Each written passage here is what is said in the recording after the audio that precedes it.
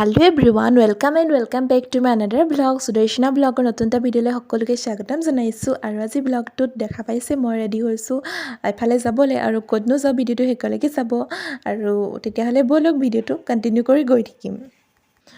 আৰু লগতে যি সকলে মোৰ ভিডিঅ'টো নতুনকৈ চাইছে তেওঁলোকে মোৰ চেনেলটো সাবস্ক্ৰাইব কৰি দিব আৰু ভিডিঅ'টো যদি ভাল লাগে লাইক কৰিব কমেন্ট কৰিব আৰু শ্বেয়াৰ কৰি দিব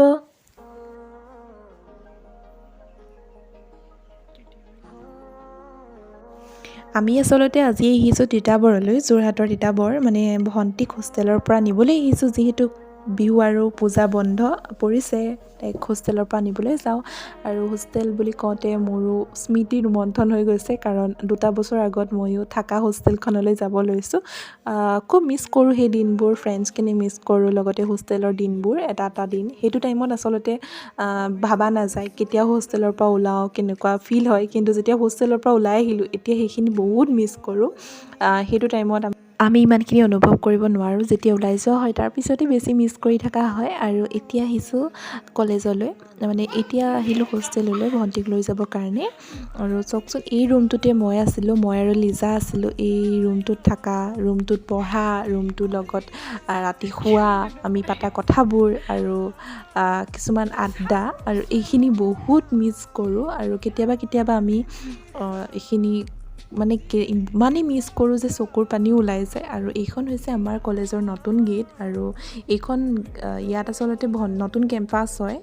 মৰিয়নিৰ ফালে আছে আৰু এইটো হৈছে আমাৰ কলেজৰ নতুন অফিসটো আৰু ভিতৰ ফালে আছে মই আজি পিছে ভিতৰ ফালে নগলো আৰু ইফালে ভন্টিক লবলৈ আহি গলো হোষ্টেললৈ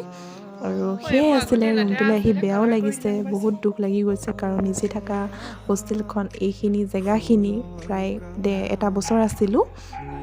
লগৰখিনিও মানে এইখিনি সকলোবোৰ মনত পৰি গৈছে আৰু তিতাবৰৰ ৰাস্তাটো ইমান বেছি বেয়া ঘূৰি আহোঁতে আমাৰ ৰাতি হৈ গ'ল মানে সন্ধিয়া হৈ গ'ল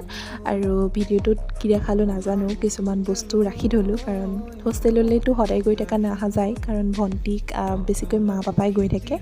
আৰু ঘৰ পাইছোহি আৰু বাকি ভিডিঅ'টো আৰু অলপ আছে ভিডিঅ'টো চাই যাব কন্টিনিউ কৰি যাব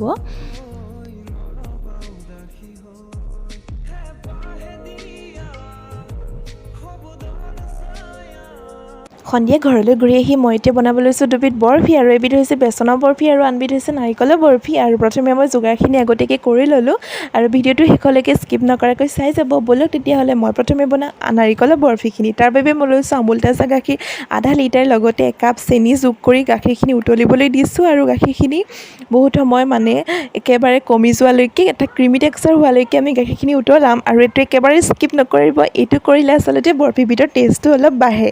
আৰু আপোনালোকে ভিডিঅ'টো চাই থাকিব শেষলৈকে আৰু যিসকলে মোৰ চেনেলটো সাবস্ক্ৰাইব কৰা নাই সাবস্ক্ৰাইব কৰি দিব সোনকালে আৰু আনফালে মই আগতীয়াকৈ যিখিনি